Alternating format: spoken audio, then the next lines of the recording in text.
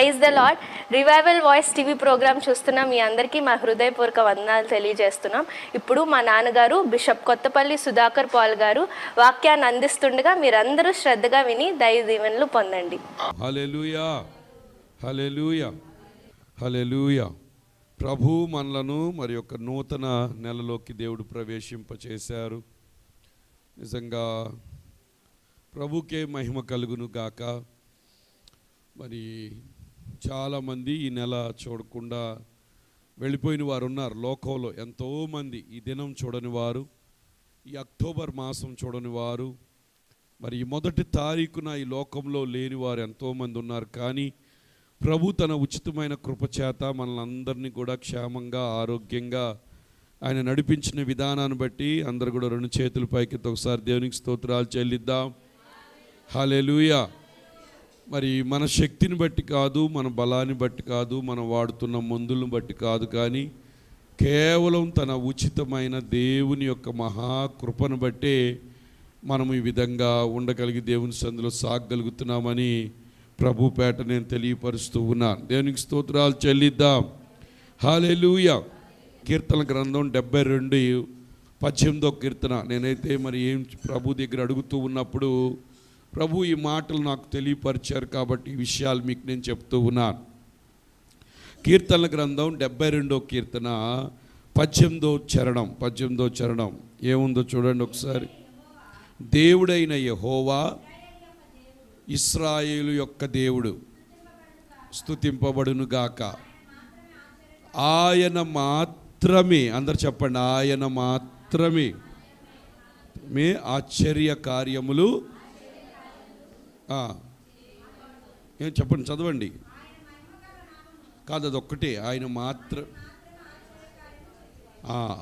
మాత్రమే ఆశ్చర్య కార్యములు చేయవాడు. నిజంగా మరి ఆయన మాత్రమే మన జీవితాల్లో ఆశ్చర్య కార్యాలు చేసేవాడు. మరి ఆయన మాత్రమే ఈ నెలలో మన పట్ల అద్భుత కార్యాలు. కాబట్టి ఆయన మాత్రమే అని మనకు తెలిసినప్పుడు ఆయన్నే పట్టుకోవాలి మనం. దేనికి స్తోత్రాలు చెల్లిద్దాం. కొన్నిసార్లు ఏమవుద్దంటే మనం అనుకుంటాం, మనం చేస్తున్న ప్రార్థనకి జవాబు రావట్లేదు, నేను ఎంత కన్నీరు కారుస్తున్నాను, ఎంత రోదన పడుతున్నాను, ఎంత వేదన పడుతున్నాను, అయ్యో నాకు జవాబు రావట్లేదని చాలాసార్లు అపనమ్మకంగా మనం ఉంటాం. కానీ ఒక సత్యం ఏమిటో తెలుసా? ఆయన అంటే నీతిమంతుల యొక్క ప్రార్థన చెవియొగ్గి ఆలకిస్తాడంట. నిజముగా మొర్రపెట్టు వారికి ఆయన సమీపంగా ఉంటాడంట. అందుకే ఆయన అంటున్నాడు, ఏలియా మన వంటి స్వభావం కలిగిన మనుష్యుడే. ఆ శక్తితో ప్రార్థిస్తేనంట ప్రార్థన ఆలకించాడు. మరి 3.5 సంవత్సరాలు వర్షం కురవనివ్వలేదు. 3.5 సంవత్సరాల తర్వాత వర్షం కురిసింది, భూమి తన ఫలాన్ని ఇచ్చింది. కాబట్టి ఖచ్చితంగా మన ప్రార్థనలకు జవాబు రావడం గ్యారంటీ.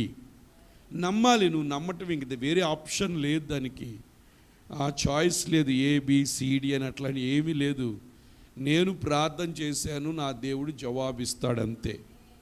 ఎలాంటి భయంకరమైన పరిస్థితి, ఎవరు హేళన చేసినా, ఎవరు నమ్మినా నమ్మకపోయినా, మరి పోయిన వారం మనం విన్నట్లుగా షడ్రకు మేషకు అబేద్నెగోలు రాజైన నెబుకద్నెజరు ఇందును గూర్చి ప్రత్యుత్తరం ఇవ్వవలసిన చింత మాకు, అసలు నీకు జవాబు చెప్పుకోవాల్సిన చింత లేదు, మేము దాని గురించి ఆలోచించట్లేదు. మా దేవుడు రక్షించటానికి సమర్థుడు. దేవునికి స్తోత్రాలు చెల్లిద్దాం. కాబట్టి నా దేవుడు నా ప్రార్థనకి జవాబిస్తాడు. ఎన్నో విషయాల్లో దేవుడు నాకు జవాబిచ్చాడు. ఈ విషయంలో కూడా దేవుడు నాకు జవాబిస్తాడు. నా ప్రార్థన ఆయన ఆలకిస్తున్నాడు. ఆయన రక్తం చేత నన్ను నీతిమంతురాలుగా చేశాడు. కాబట్టి నా ప్రార్థన, నీతిమంతులంటే ఆయనతో సరిసమానముగా నిలబడుట, ఆయనతో సరిసమానులవుతాం. కాబట్టి ఆయన పక్కన కూర్చున్నాం, ఆయన చెవిలో చెప్పేది వింటాడు. ఆయన మనం చెప్పే ప్రార్థన వింటాడు. నా మందిరము సకల జనులకు ప్రార్థనా మందిరం అంటున్నాడు. యెహోషువ ప్రార్థిస్తే సూర్య చంద్రుడు ఆగిపోయినాయి. గిద్యోను ప్రార్థిస్తే మంచు ఎక్కడ పడాలో ఆ ప్రార్థన నిర్ణయించింది. దేవునికి స్తోత్రాలు చెల్లిద్దాం. యాకోబు ప్రార్థిస్తే ఏం జరిగిందో తెలుసా? మోసగాడైన యాకోబును ఇశ్రాయేలు ఇశ్రాయేలుగా దేవుడు మార్చేశాడు. దేవునికి స్తోత్రాలు చెల్లిద్దాం. బైబిల్లో ఏ ప్రార్థనకు కూడా జవాబు రాలేదన్న మాట లేదు. ఎవరైతే యేసయ్య దగ్గరకు వచ్చి వారి విన్నపాలు తెలియపరచుకున్నారో వచ్చిన వారందరినీ కూడా దేవుడు స్వస్థపరిచాడు. దేవునికి స్తోత్రాలు చెల్లిద్దాం.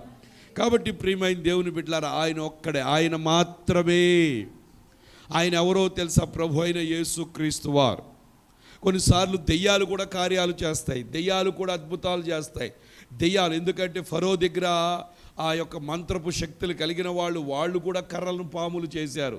కానీ జరిగిన విషయం ఏంటో తెలుసా? మోషే పాము మిగతా పాములన్నిటిని ఏం చేసింది? మింగేసింది. దేనికి స్తోత్రాలు చెల్లిద్దాం. హల్లెలూయా. అందుకే మన పక్షాన ఉన్నవారు అధికులు. నాలో ఉన్నవాడు లోకంలో ఉన్నవాని కంటే గొప్పవాడు. దేనికి స్తోత్రాలు చెల్లిద్దాం. హల్లెలూయా. అపవాదిగాడు ఒకవేళ ఏమైనా సూచక్రియలు చేయొచ్చు, లేకపోతే వాడు కూడా ఈ మధ్య పేర్లతో పిలుస్తున్నాడు అనేక కార్యాలు. వాడు కూడా ప్రభు వారిని దేవాలయపు శిఖరం మీద నిలబెట్టి అని అన్నాడు, నువ్వు నాకు మొక్కితే ఈ లోకమంతా నేను నీకు ఇస్తానన్నాడు. ప్రియమైన దేవుని బిడ్డలారా, ఒకడు లోకం అంతా సంపాదించుకుని తన ప్రాణాన్ని పోగొట్టుకుంటే ఉపయోగమో లేదు. దేవుడు మనకు ఖచ్చితంగా దేవుడు మనల్ని దీవిస్తాడు. నరుని కష్టం వల్ల ఐశ్వర్యం వృద్ధి కాదు, యెహోవా అనుగ్రహమే ఐశ్వర్యాన్ని ఇచ్చేది. కాబట్టి ప్రభు దీవించబడడం ఆశీర్వదించబడడం ఆయనకి ఎంతో ఇష్టం. దేవునికి స్తోత్రాలు చెల్లిద్దాం. కాబట్టి సాతానిచ్చే దీవెనికి దేవునికి ఇచ్చే దీవెనికి తేడా ఉంది. సాతానుగాడు ఇస్తాడు, అప్పుడే మనల్ని పాడు చేస్తాడు. దేవునికి స్తోత్రాలు చెల్లిద్దాం. కానీ దేవుని యొక్క దీవెన పిల్లలు తరతరాలు ఉంటాయి. దేవునికి స్తోత్రాలు చెల్లిద్దాం. హల్లెలూయా. కాబట్టి ఆయన మాత్రమే ఆశ్చర్యకార్యాలు అద్భుత కార్యాలు చేసే దేవుడు. కాబట్టి ఒకసారి నిర్గమాకాండం 15వ అధ్యాయం 11వ వచనం చూడండి. నిర్గమాకాండం 15వ అధ్యాయం 11వ వచనం. నిర్గమాకాండం 15వ అధ్యాయం 11వ వచనం. యెహోవా వేల్పులలో నీ వంటి వాడు ఎవడు? దేనికి స్తోత్రాలు చెల్లిద్దాం. వేల్పులలో, ఈ లోకంలో ఉన్న వారిలో, ఈ లోకంలో ఉన్న దేవతలలో ఎవరైనా సరే నీ వంటి వారు ఎవరు? O lord among the gods who is like అంటు ది O lord amongst the gods. వేల్పులు అంటే దేవుళ్ళు. ఈ లోకంలో వేల్పులలో, దేవుళ్ళలో నీ వంటి వారు చూసారా? అంటే we are serving a special god అన్నమాట. అద్భుతాలు చేసే దేవుడు, ఆశ్చర్యకార్యాలు చేసే దేవుడు. అటువంటి దేవుడు ఎవ్వరూ లేరు. అటువంటి దేవుని బిడ్డలం మనం. కాబట్టి మన వంటి వారు ఈ లోకంలో ఎవరు కూడా. అందుకని ఇశ్రాయేలు నీ భాగ్యము ఎంత గొప్పది. పక్కన వాళ్ళు చెప్పండి, మీ భాగ్యం చాలా గొప్పదని చెప్పండి. ఎందుకు గొప్పది? మనం ఆరాధించే దేవుడు వంటి వాడు ఈ లోకంలో ఎవ్వరు కూడా లేరు. వాక్యంలో ఉంది, యెహోవా వేల్పులలో నీ వంటి వాడు, పరిశుద్ధతను బట్టి నీవు మహనీయుడు. చూసారా? పరిశుద్ధతను బట్టి ఆయన ఎవరంట? మహనీయుడు. అందుకనే దేవుడు చెప్పాడు, నాలో ఏమన్నా పాపం కానీ తప్పుందని ఎవడైనా రుజువు చేయగలడా అని అడిగాడు. ఎవరని చెప్పారా మాట? ఎవ్వరు చెప్పలేదు, ప్రభు ఒక్కడే చెప్పాడు. అంత ఛాలెంజ్ చేశాడు. కాబట్టి పరిశుద్ధతలో ఆయన పవిత్రుడు. పరిశుద్ధతలో నీ పరిశుద్ధతను బట్టి నువ్వు మహనీయుడివి. స్తుతి కీర్తన బట్టి పూజ్యుడవు. దేవుని చూడండి ఎంత మంచి దేవుడు మన దేవుడు. వేల్పులలో నీ వంటి వాడు లేడు. పరిశుద్ధతను బట్టి నువ్వు మహనీయుడివి. స్తుతి కీర్తన బట్టి నువ్వు ఎవరు? పూజ్యుడవు. పూజలు అందుకునేది నువ్వే, పూజార్హుడవు నీవే. స్తుతికి మనం మరి ఈ లోక సంబంధమైన వాటితో ఆయన పూజించటం కాదు. ఆయన హృదయముతో, సత్యముతో ఆయన ఆరాధించువారు ఆత్మతో సత్యముతో ఆరాధించేవాళ్ళం. దేనికి స్తుతి కీర్తనలు బట్టి ఆయనకి. దేనికి స్తోత్రాలు చెల్లిద్దాం. పౌలు శీలను చెరసాల్లో వేసినప్పుడు స్తుతి కీర్తనలతో ఆరాధిస్తే, స్తుతి కీర్తనలతో పూజిస్తే చెరసాల పునాదులు అదిరిపోయినాయి, తలుపులన్నీ తెరవబడ్డాయి. ఆ ఖైదీలందరికీ రక్షణ వచ్చింది. దేవునికి స్తోత్రాలు చెల్లిద్దాం. అంటే మన ఆరాధన, మన పూజ్యుడు, మన స్తుతి కీర్తనలు ఎదుటి వాళ్ళకి విడుదలకరంగా ఉండాలి. దేవునికి స్తోత్రాలు. ఏదో నిలబడి పాడుతున్నామంటే కాదు, మనం పాడుతుంటే ఎదుటి వాళ్ళ యొక్క బంధకాలు తెగిపోవాలి. దావీదు వాయిద్యాలు వాయించినప్పుడు సౌల్లో ఉన్న దెయ్యం పోయే. దేవునికి స్తోత్రాలు చెల్లిద్దాం. మనం ఆరాధిస్తున్నప్పుడు దేవునికి మహిమ దిగి రావాలి. దేవునికి స్తోత్రాలు చెల్లిద్దాం. అంతేగాని ఏదో పెదాలతో మనం స్తుతించటం కాదు. అద్భుతములు చేయువాడు నీ వంటి వాడు. ఎవరంటే చెప్పండి ఆయన? అద్భుతములు. ఓ దేవునికి స్తోత్రాలు చెల్లిద్దాం. ఆయన అద్భుతాలు చేసే దేవుడు, ఆశ్చర్యకారు. ఇందాక ఎవరంటే ఆయన 72:18 ఏం చదివాం? ఆశ్చర్య కార్యములు చేయువాడు. ఇక్కడ నిర్గమాకాండంలో మనం ఏం చెప్తున్నాం తెలుసా? ఆయన అద్భుతాలు చేయువాడు. అద్భుతాలు, అద్భుతం. ఎన్ని అద్భుతాలు దేవుడు చేశాడు. ఐగుప్తులో ఉన్న ఇశ్రాయేలుకి ఎన్ని నీళ్లు ఎలా అయిపోయినాయో తెలుసా? మరి రక్తంగా మారిపోయింది. దేవునికి స్తోత్రాలు చెల్లిద్దాం. హల్లెలూయా. మరి గోషాన్లో ఏమీ లేదు, కానీ ఐగుప్తులో ఎన్నో భయంకరమైన, ఒక బండ నుంచి 30 లక్షల మంది నీళ్లు తాగారు. 40 సంవత్సరాలు నడిస్తే వారి యొక్క పాదాలు వాయలేదంట, చెప్పులు అరగలేదంట, వస్త్రాలు పాతకెళ్ళలేదు. ఇప్పుడు కొనుక్కుంటే 2 ఉతుకులకే రంగు పోతుంది, కానీ అక్కడ 40 సంవత్సరాలు ఆ బట్టలు కూడా రంగు పోలేదు. దేనికి స్తోత్రాలు చెల్లిద్దాం. హల్లెలూయా. ఆయన అద్భుతాలు చేసే దేవుడు. అద్భుతం చేస్తాడు. అద్భుతం. నేను నమ్ముతున్నాను ఈ నెలలో ఆయన ఆశ్చర్యకార్యము అద్భుతం చేస్తున్నాడు. ఈరోజు బుర్రలో పెట్టుకోండి, ప్రభువా ఈ నెలలో నువ్వు అద్భుతం చేయబోతున్నావు. ఈ నెలల ఆశ్చర్యకార్యాలు, అద్భుతాలు చూచే నెల.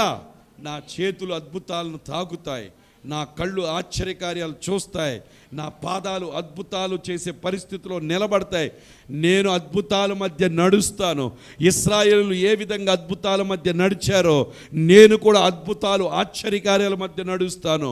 ఎర్ర సముద్రం 2 పాయల చరిత్రలో ఎక్కడా లేదు, కానీ అద్భుతం మధ్య వాళ్ళు నడిచారు. తూర్పు గాలు పంపించి ఆరిన నేలగా మారిపోయిందంట. అసలు వాళ్ళు నడుచుకుంటా వెళ్ళిపోయారు. దేవునికి స్తోత్రాలు చేయలేదు. ఇశ్రాయేలు అద్భుతాల మధ్య నడిచారు, కానీ అద్భుతంలో ఫరో సైన్యం నడవాలనుకుంది, వాళ్ళ వల్ల కాలేదు. దేవునికి స్తోత్రాలు చెల్లిద్దాం.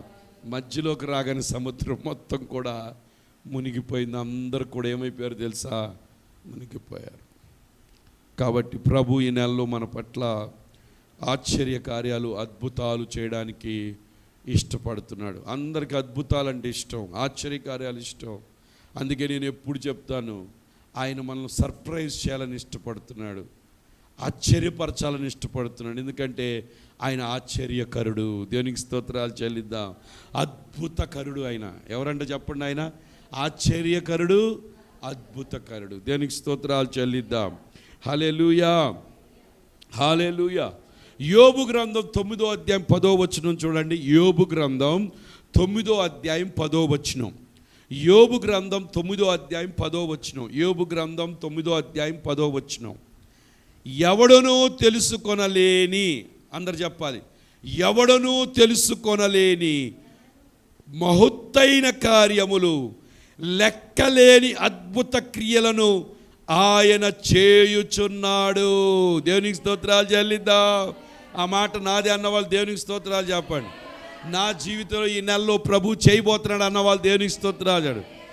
ఎవరు తెలుసుకోలేని, ఎవడనూ తెలుసుకోలేని దేవుడు చేసే ఆశ్చర్యకార్యాలు, అద్భుత కార్యాలు ఎవరికి అర్థం కావు. నీళ్లు ద్రాక్షరసంగా ఎలా మారిందో ఎవరికి అర్థం కాదు. యేసు ప్రభువు ఉమ్మేసి మట్టిని పిసికి ఆ మట్టి కళ్ళకు రాస్తే కళ్ళు ఎలాగొచ్చినో ఎవరికి అర్థం కాదు.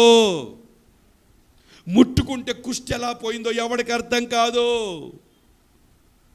పరలోకం నుంచి మన్నా ఎలా వచ్చిందో ఎవరికి అర్థం కాదు. యోర్దాను నది వెనక్కి వెళ్ళిపోయి ఏకరాశిగా ఎలా నిలబడిందో ఎవరికి అర్థం కాదు. 5 రొట్టెలు 2 చేపలు 5,000 మందికి ఎలా పంచారో సైంటిస్ట్కి ఎవరికి కూడా తెలియదు. ఎవడునో తెలుసుకొనలేని మహత్తైన కార్యములను. దేవునికి స్తోత్రాలు చెల్లిద్దాం. హల్లెలూయా. అందరూ 2 చేతుల పైకి దేవునికి స్తోత్రాలు చెప్పండి. ఈ నెలలో ఎవరికి అర్థం కాని కార్యాలు దేవుడు నా పట్ల చేయబోతాడని చెప్పండి. హల్లెలూయా. 2 చేతుల పైకి చెప్పండి, యేసయ్యా ఈ నెలలో ఎవరికి అర్థం కాని అద్భుతమైన మహత్తమైన కార్యాలు నా పట్ల చేయబోతున్నావు. నేను నమ్ముతున్నాను, ఎందుకంటే నువ్వు అద్భుతకరుడివి, నువ్వు ఆశ్చర్యకరుడివి, నువ్వు ఆశ్చర్య కార్యాలు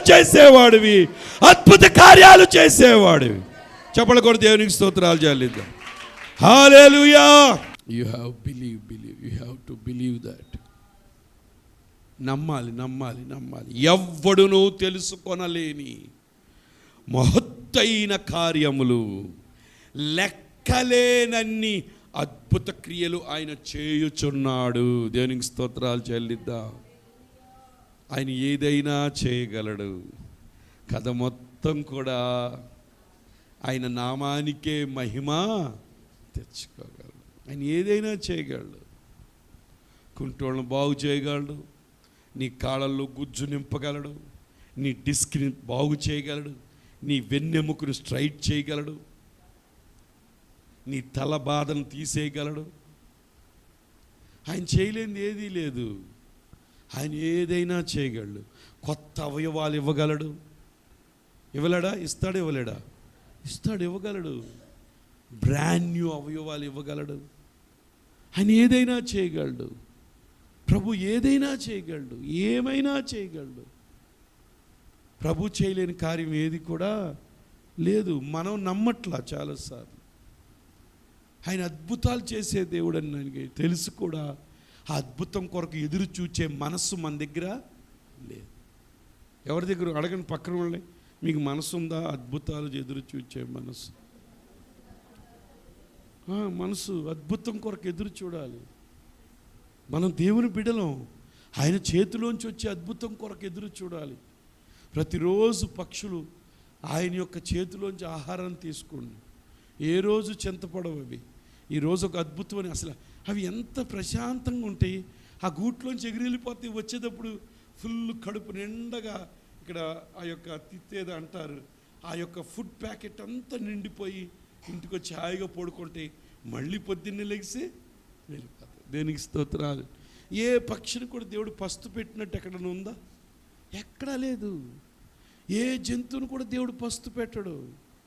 అందుకే అంటున్నాడు, ఆకాశ పక్షులను చూడండి, అవి విత్తవు, కోయవు, కూర్చో, అయినా పరలోకపు తండ్రి వాటిని ఏం చేస్తున్నాడు? కాకులను గమనించుడి, పక్షులను గమనించుడి. అవి విత్తవు, కోయవు, అయినా పరమ తండ్రి ఏం చేస్తున్నాడు? వాటిని పోషించున్నాడు. అక్కడ ఏమన్నా మీరు వాటికన్నా శ్రేష్ఠులు.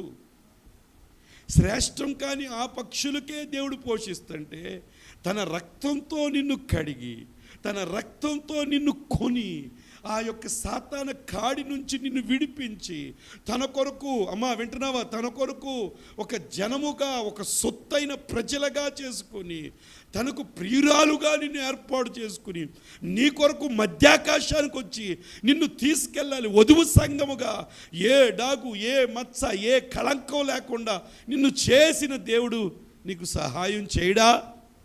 చేస్తాడా? చేయడా? అసలు వీళ్ళకి ఎలా జరిగింది ఈ కార్యం? ఎలా జరిగింది? అబ్బా, అసలు ఇది అద్భుతం. మా కనులకు ఇది ఆశ్చర్యం. మేము అవునని కానీ కాదని కానీ చెప్పలేం. ఇది ప్రభు కార్యమే. ఇది ప్రభు హస్తమే. అసలు మా బాబుకు జాబ్ వస్తుంది మేము అనుకోలేదు. ఇది ప్రభు హస్తమే. మా బిడ్డకి వివాహం ఇంత త్వరగా జరుగుతుంది, ఎంత మంచి సంబంధం నేను అనుకోలేదు. ఇది ప్రభు కార్యమే. అలాంటి కార్యాలు దేవుడు చేయగలడు. దేవునికి స్తోత్రాలు. నువ్వు నమ్మినప్పుడు, నువ్వు విశ్వసించినప్పుడు, ప్రతిరోజు కూడా ప్రభువా నేను నిన్ను నమ్ముతున్నానయ్యా, నేను నిన్నే నమ్ముతున్నానయ్యా, నేను నిన్నే నమ్ముకున్నానయ్యా, నీ వంటి వారు నాకెవరూ కూడా లేరు, ఆకాశమందు నువ్వు తప్ప నాకు ఎవరున్నారు నా తండ్రి, అయ్యా నిన్నే పట్టుకున్నాను, అయ్యా నువ్వే నా దిక్కు, నువ్వే నా కోట, నువ్వే నా శైలం, నువ్వే నా దుర్గం, నువ్వే నా బలం, మీరే నా బలం బలం బలం బలం అని చెప్పి ఆయన మీద ఆధారపడిన వారంట. యెహోవా కొరకు ఎదురు చూచువారు నూతన బలం పొందుతారంట. వారు పక్షిరాజు వలె రెక్కలు చాపంట. అంటే దేవుని కొరకు ఎదురు చూచే వాళ్ళ స్థితి ఎక్కడో తెలుసా? పైనే. దేవునికి స్తోత్రాలు చెల్లిద్దాం. పక్షిరాజు వలె రెక్కలు చాపి ఏం చేస్తారంట? ఒక సత్యం చెప్తున్నా వినండి. ఒక స్థాయిలోనే సాతాను మనతో పోరాటం చేస్తుంది. ఆ స్థాయికి మించి వెళ్ళిపోతే మనం, ఇప్పుడు గ్రద్ద ఉందండి, గ్రద్ద ఒక స్థాయిలో ఎగురుతున్నప్పుడు కాకులు, మిగతా పక్షులు దాడి చేయడానికి అవకాశం ఉంది. గ్రద్ద వెళ్ళే స్థాయికి కాకులు వెళ్తాయా? వెళ్ళలేవు. పక్షిరాజు ఎక్కడో ఆకాశ గగనాలు, అయినా దానికి ఆహారం దేవుడు ఇస్తాడు. పైనే ఆహారం దొరుకుతుంది దానికి. దేవునికి స్తోత్రాలు చెల్లిద్దాం. ఒక్కోసారి పై నుంచి ఆహారం చూసి మీరు ఎప్పుడన్నా జియోగ్రాఫికల్ ఛానల్లో చూస్తే సముద్రంలోనికి దిగి చేపను పట్టుకుని నీళ్ళలు ఆ అలల్లోంచి మళ్ళీ ఎగురుకుంటా ఆ చేపతో సహా పైకి లేచిపోతుంది. దేనికి స్తోత్రాలు చెల్లి. ఏ అల మనల్ని ముంచలేదు, ఏ సముద్రం మనల్ని ముంచలేదు. ఎందుకంటే మన పైవారం, మన కింద వారం కాదు. మన చూపంతా పైనే, మన చూపంతా ప్రభు చేతుల వైపే, మన చూపంతా యెహోవా కొరకు ఎదురు చూడటమే. కానీ మన లోక సంబంధంగా లోక కింద చూపు కలిగిన వాళ్ళం మనం కాదు. దేనికి స్తోత్రాలు చెల్లిద్దాం. యెహోవా కొరకు ఎదురు చూచువారు నూతన బలం పొందుతారంట. దేవునికి స్తోత్రాలు చెల్లిద్దాం. హల్లెలూయా, హల్లెలూయా, హల్లెలూయా, హల్లెలూయా, హల్లెలూయా. కీర్తనలు 86:10 చూడండి ఒకసారి. కీర్తనలు 86 కీర్తన 10వ చరణం. ప్రభువా, దేవతలలో నీ వంటి వాడు లేడు, నీ కార్యములకు సాటి అయిన కార్యములు. 9వ వచనం అండి, 9వ వచనం. 9. ప్రభువా,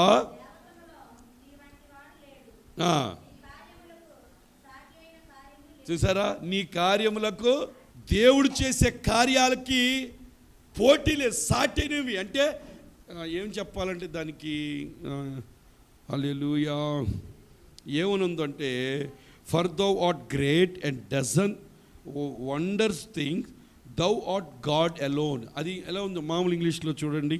హల్లెలూయా. ఇది కింగ్ జేమ్స్ వర్షన్లో దౌ దై అని ఉంటుంది. హల్లెలూయా.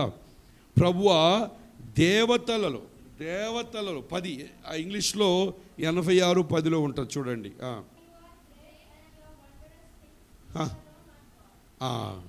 నువ్వు చేసే అద్భుత కార్యాలకి, నువ్వు చేసే ఆశ్చర్య కార్యాలకి ఆయన ఒక్కడే చేయగలడంటే, ఇంకెవ్వరూ లేరంట చేయలేడు.